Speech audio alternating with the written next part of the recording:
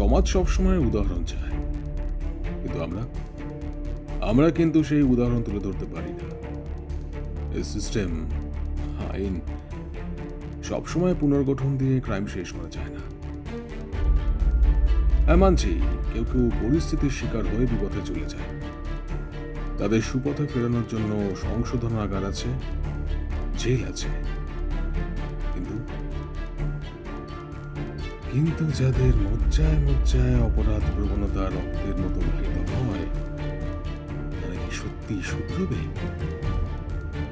শুনুন তনিমা সাহার কলমে এক রুদ্ধশ্বাস অডিও স্টোরি, হান্টার, যেখানে আমি আছি ইন্সপেক্টর অধীরথের চরিত্রে।